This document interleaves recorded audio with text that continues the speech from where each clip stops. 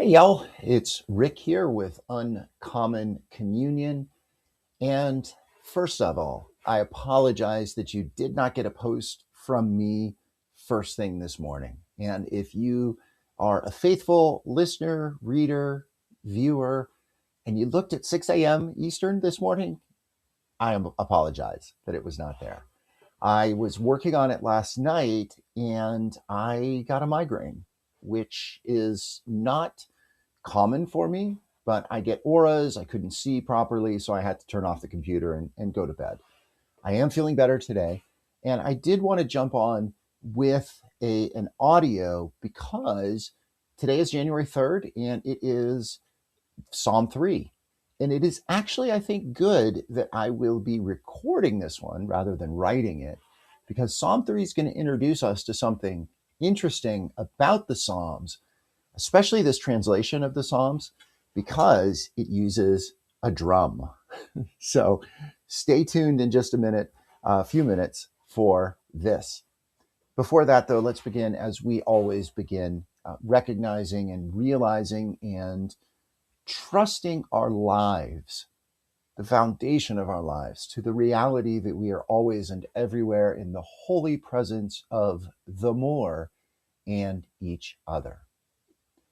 So, before I get into Psalm 3, current events, y'all, man, I woke up this morning and picked up my phone after I did a couple other things. I don't pick my phone up right away. And even when I do pick my phone up, I look at a couple apps that are not news or current event apps. But when I did today and saw that we have invaded, captured, stole the leader of Venezuela, I was absolutely flabbergasted and godsmacked. Honestly, not surprised because I think the dictator of this country has been eyeing that dictator in Venezuela now for a long time. And I think, y'all, this timing is very intentional because Congress comes back in just a few days. It was going to be all about the Epstein files because because the government hasn't come through with that and all of those things. But now it has to be about war.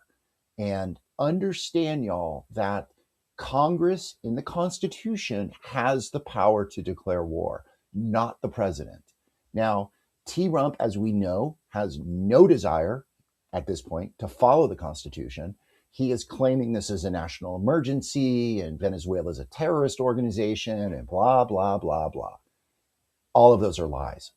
And all of those are convenient for him to do what he wants to do, is to be the thug of the Western Hemisphere.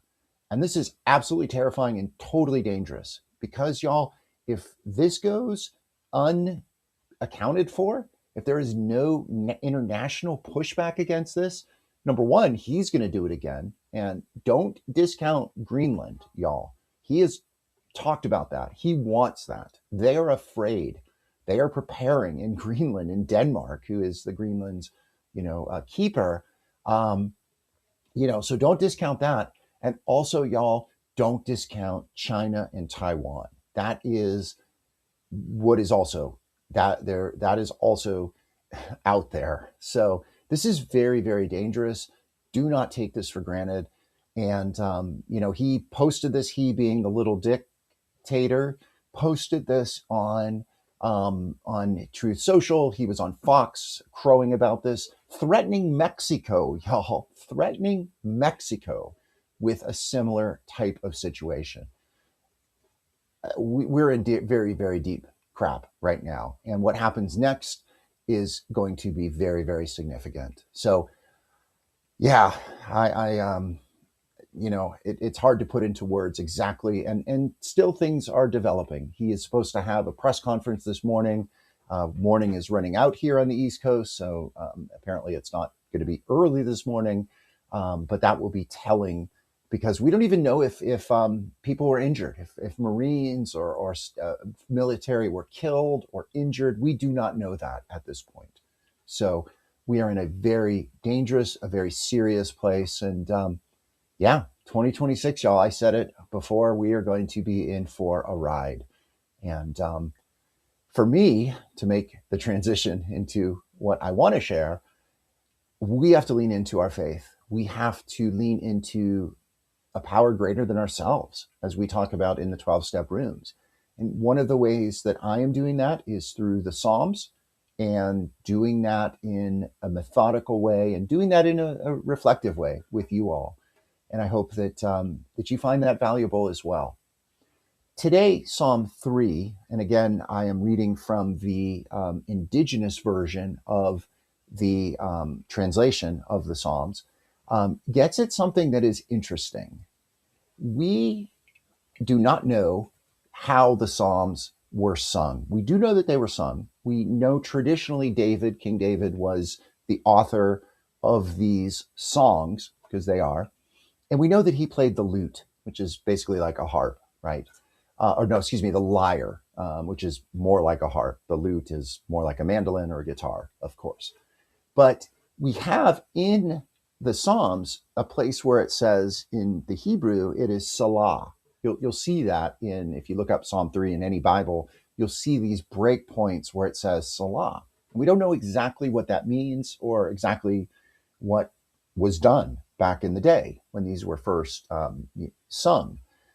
What I like about the indigenous translation is, again, they are putting it into the framework, the mindset, the worldview, the spirituality of First People, indigenous people, and they are using drums. So what it says in the translation is honor beat on the drum. Now, I have a drum, as I showed you. I don't use this drum enough. I actually want to use it more, and I guess this is a good way to do it. Quick little story about the drum.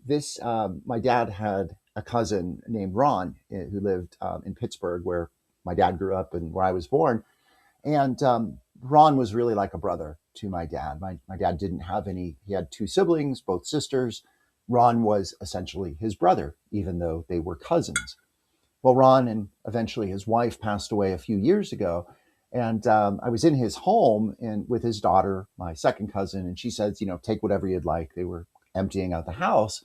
And sort of surprisingly, I found this drum there. And when I think of Ron, I think of not drums. He did not seem like the type who would, bang on a drum. But he had this. So I want to honor Ron when I use this drum, and honor the tradition of this translation.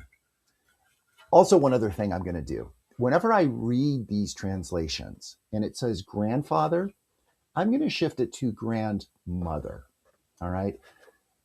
Many reasons that I can do this. I just want to, for me and my spirituality, understanding God as father and mother, parent, loving, nurturing, caring parent, masculine and feminine, all of those characteristics are really important for me.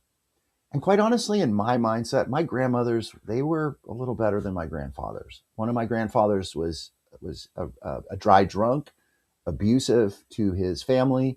My other grandfather, I didn't know very well, didn't speak much English, and really not many memories. My grandmothers, though, far more memories, and far more, quite honestly, warm memories. So I will read this starting now with grandmother, and where it says bang on the drum, I'm going to bang on the drum. So here is Psalm 3. O grandmother, the enemy's camp is growing larger. Many are rising against me, taunting and saying, Creator will leave you helpless.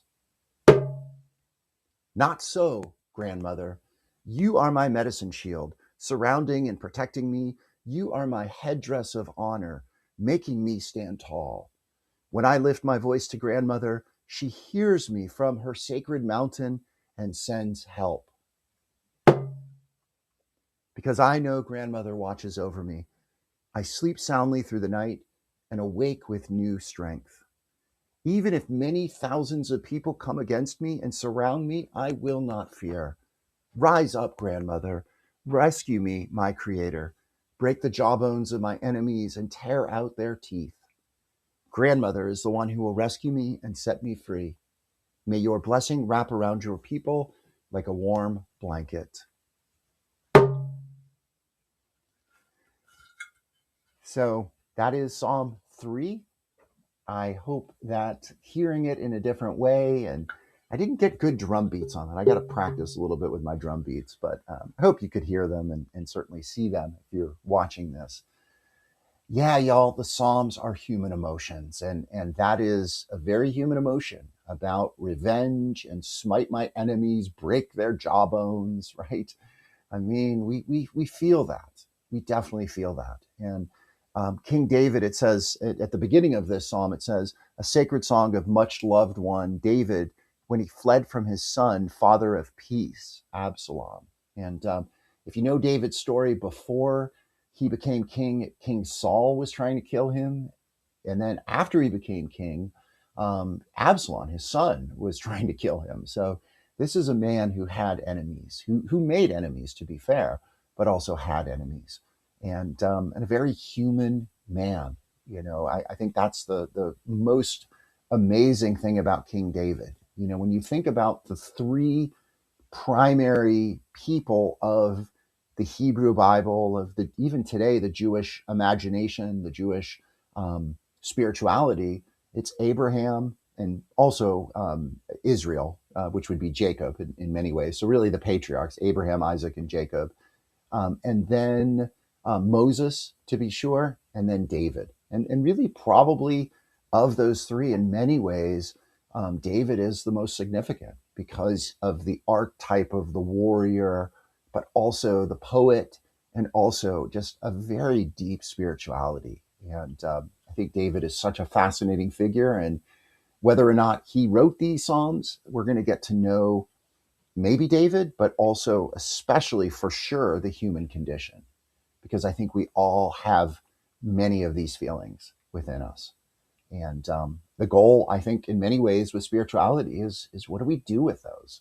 You know, I think many of us would agree that, you know, smiting your enemies, praying to God to break their jawbones, you know, tear out their teeth, it's not a good thing. It's not going to lead to good places. So what do we do otherwise, right? What is the alternative? And I think the Psalms will show us that as well. And even in this psalm, it is the dedication, it is the faith, it is the trust in grandmother. You know, when you think of that psalm as grandfather and sort of some of the masculine images we have about God the Father smiting enemies and all of that kind of garbage, right? I think when we think of grandmother, it frames things differently, right? And I think it shows us just that we're projecting onto God a lot of that stuff, you know, a lot of that violent smiting, all of that stuff. We're projecting that onto God. We, for some reason, need and want God to be that way. But the biblical text, the Abba that Jesus knew, even though he used the word father, clearly it was also additionally and maybe more significantly the mother hen who gathers her chicks, the mother who is loving and welcoming and merciful, right? So anyway, a lot here, y'all. Pray for our soldiers, pray for the people of Venezuela, pray for our Congress, y'all. They have to wake up.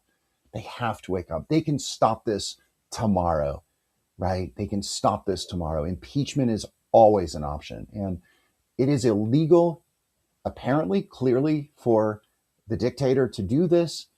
The question is what happens next. So let's pray, y'all, as we always pray, often pray. God grant us the serenity to accept the things we cannot change, the courage to change the things that we can, and the wisdom to know the difference. Thy will, O grandmother, be done, not ours. All right, y'all. I hope to write for tomorrow. We just don't know. That's kind of how life is. So thank you for your patience. Thank you for watching. Blessing and good. Be bold. Be well. Hold fast, y'all.